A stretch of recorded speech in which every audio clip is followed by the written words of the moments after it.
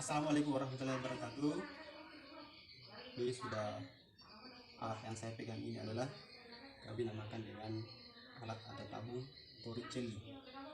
Ini konsep yang biasa digunakan untuk pemahaman fluida dinamis di kelas 11. Jadi alat ini secara umum terbuat dari ember bekas, dari cat bekas ukuran 5 kg.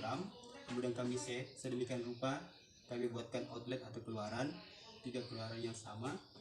Ini mewakili outlet yang ukurannya lebih kecil, disebut dengan A, B, dan C.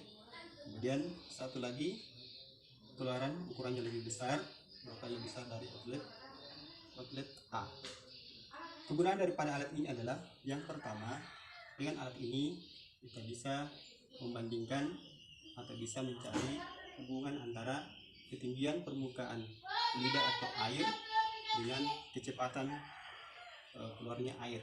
Jadi masing-masing outlet A, B, dan C ini berbeda ketinggian. Kemudian kita juga bisa membandingkan debit keluarnya air dari outlet A dan outlet B dalam waktu tertentu. Untuk berikutnya, sebelum kita lanjut, kita akan memperkenalkan dulu alat dan bahan yang digunakan dalam percobaan ini. Oke, baiklah, kita akan mencoba menggunakan percobaan ini. Yang pertama adalah untuk menentukan kecepatan aliran air dari pipa keluaran pertama, kedua, dan ketiga. Sebelumnya kita ukur dulu masing-masing tinggi permukaannya, ya. Diukur dari ini, ya. Kemudian sebut dengan AA. Berikut untuk outlet B sebut dengan HB, outlet C dengan HC. Kemudian kita tuliskan di tabel pengamatan. Jadi kita posisikan dulu set percobaan ini sedemikian rupa sehingga dia rata. Kemudian kita buatkan mistar untuk melihat bagaimana pola kecepatannya dengan melihat jarak terjauh yang bisa dicapai oleh air tersebut. Pertama, kita buka, ya, dan hati-hati.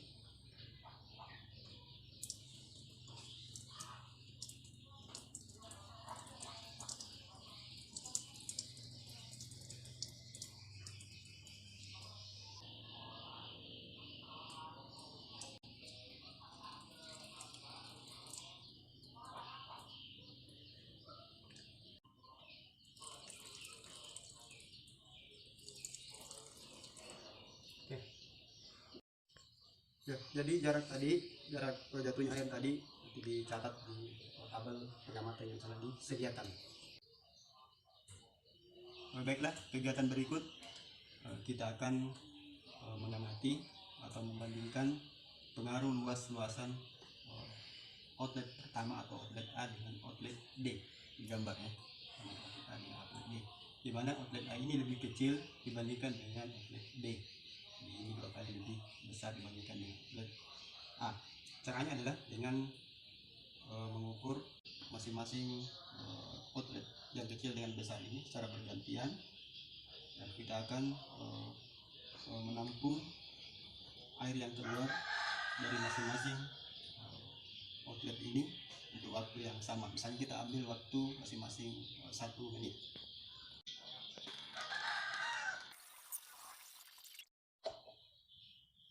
Oke, kita akan lihat berapa volume air yang tertampung atau yang keluar dari outlet yang ukurannya lebih kecil atau outlet A.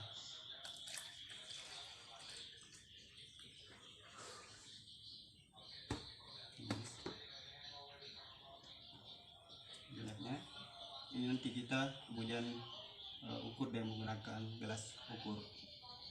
Berikut kita akan lihat bagaimana jumlah yang tertampung oleh outlet B yang ukurannya lebih besar.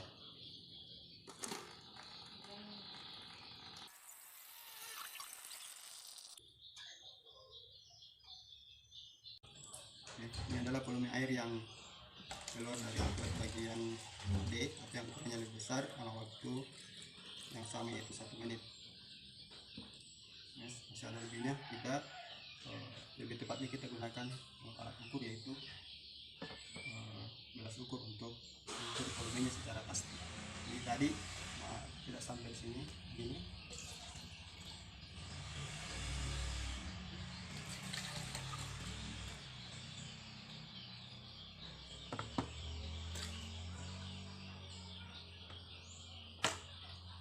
Ya, jadi hasil ukuran volume tadi nanti kita ukur dengan menggunakan gelas ukur, dan akan dibandingkan nilainya dengan yang keluar di outlet bagian A, atau yang ukuran kecil.